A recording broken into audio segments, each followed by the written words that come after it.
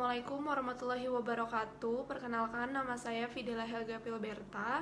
NIM saya 2159201017, Program Studi Teknologi Informasi TI ITB Matalan Jakarta. Saya mengikuti mata kuliah kajian muamalah Selasa jam 8 pagi. Untuk video kali ini saya ingin membahas mengenai komunikasi yang efektif dan efisien sesuai dengan pokok pembahasan yang ke-14 mengenai mengatasi problem atau konflik dalam rumah tangga.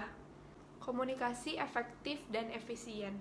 Komunikasi yang efektif menjadi salah satu kunci keberhasilan dalam menjalin hubungan, tidak hanya saat bersama pasangan, namun juga di luar dalam rumah tangga, yaitu bisa dengan rekan kerja atau dengan anggota keluarga kita yang lainnya. Komunikasi menjadi salah satu cara kita ketika berusaha untuk memberikan respon kepada lawan bicara. Tidak hanya memberikan respon, melainkan komunikasi juga dibutuhkan dalam berinteraksi.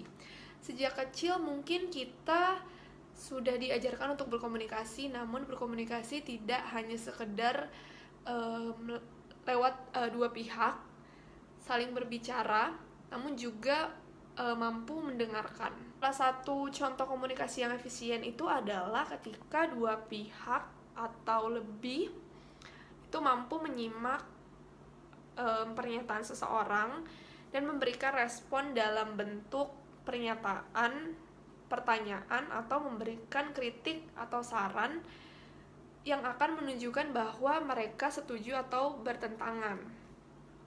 Mungkin kita menganggap bahwa menjalin komunikasi yang efektif tentunya mudah, sebab sebagai makhluk sosial sudah menjadi kebiasaan bagi kita untuk berkomunikasi dengan orang lain.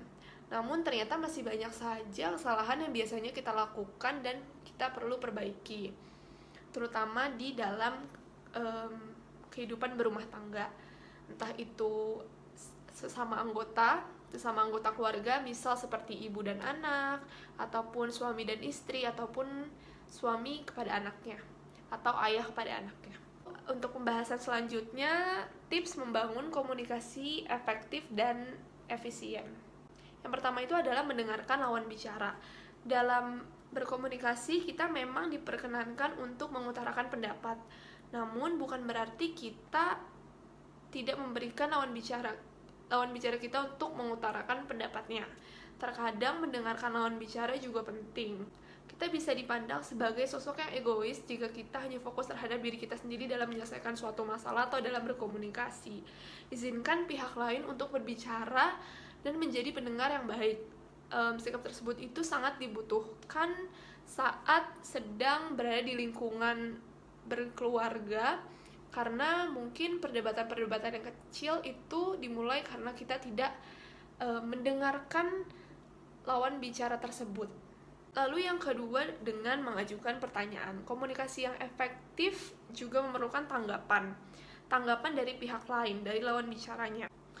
Pernyataan yang telah disampaikan oleh lawan bicara kita, misalnya seorang suami, memerlukan tanggapan. Salah satunya bisa dengan mengajukan pertanyaan jika ada pernyataan yang tidak dimengerti. Lalu yang berikutnya, memberikan informasi dengan jelas. Dalam komunikasi juga perlu menyampaikan informasi secara jelas sehingga tidak menimbulkan salah paham dari pihak lain. Penjelasan informasi yang jelas dan akurat tentunya akan membuat lawan bicara kita memahami apa maksud dari yang disampaikan.